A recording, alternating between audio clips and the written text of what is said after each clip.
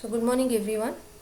Today we'll start with the next part, right? Last part I had dealt with reliability of the distribution system. Today we'll go with the meaning of quality. So if you can recall, we had dealt in our module 1 with the basic single line diagram of the power system, okay, where I had my generation system, transmission system, then I have power substation, right, and I have my distributors here. Okay, so this is my, see, this is my distribution system. Okay, please try to recall the single line diagram. Okay, so as we know, we can use either a commercial load or the residential load or the industrial load.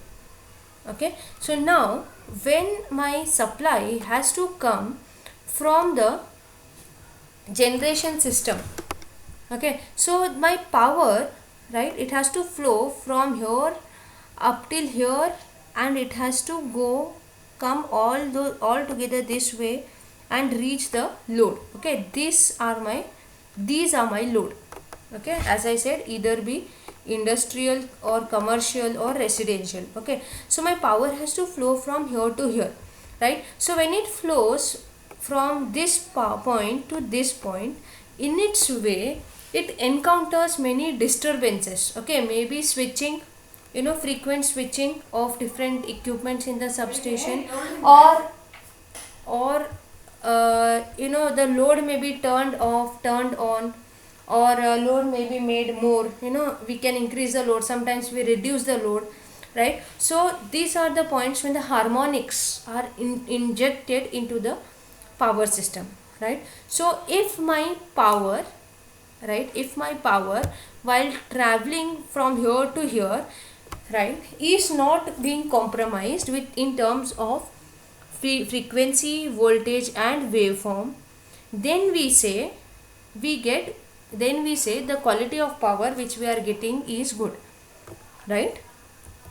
So I'll skip this, I'll go to this first. Okay, so as I said, power quality refers to the ability of electrical equipment to consume the energy being supplied to it.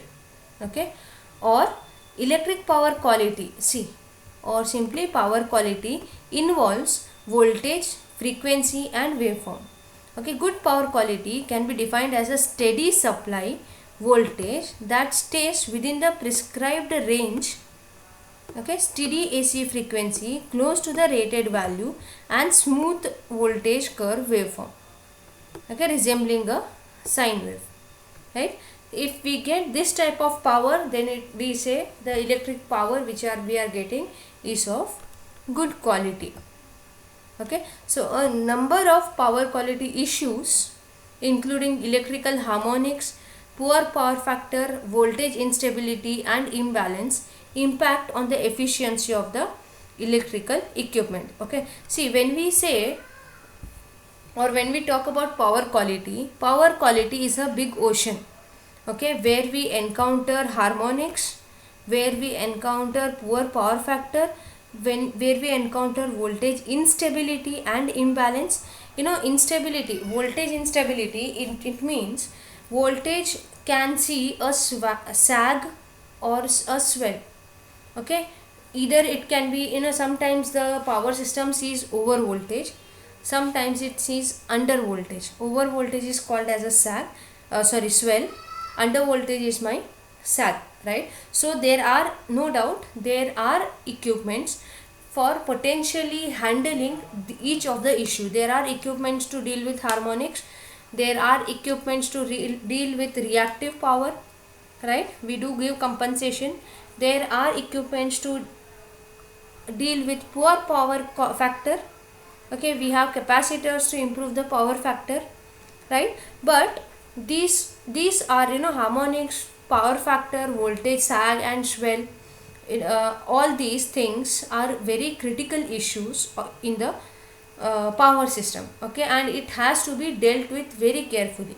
So this power quality, right, as I said, is a big ocean, right? Researchers are doing research still in this area to find the optimum solution. Okay, as we know, losses cannot be reduced to zero. We do not have anything called as ideal. Okay, transformer, if you take, it's not ideal. You don't get any transformer which is 100% efficient. You do not get any machine which is 100% efficient, right? So there exist no ideal things. Okay, so here also, but we can, what we can do, we can check the optimum output. We can modify the system for the optimum output. So similarly, researches are going on, right? So when power quality is assessed, right, being on the customer side as well.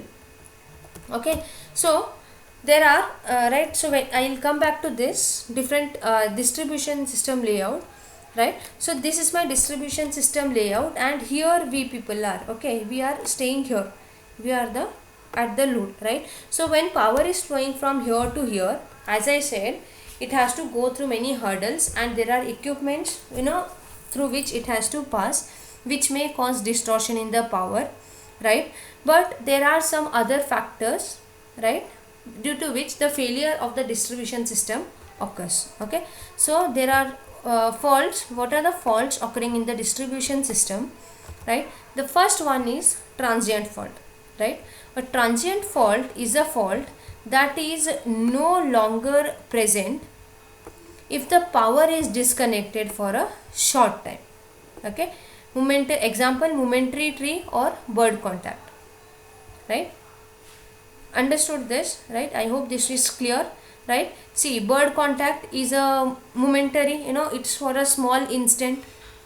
Okay, it doesn't stay there for long time, right? It may short circuit the line and then fall off, right? So my power system, right, is very powerful. It has a self-healing capacity, so it can regain its working condition, right? Such types of faults which are occurring only for smaller amount of time are called as transient fault, which are not in the power system for longer duration. Okay, next one is my persistent fault.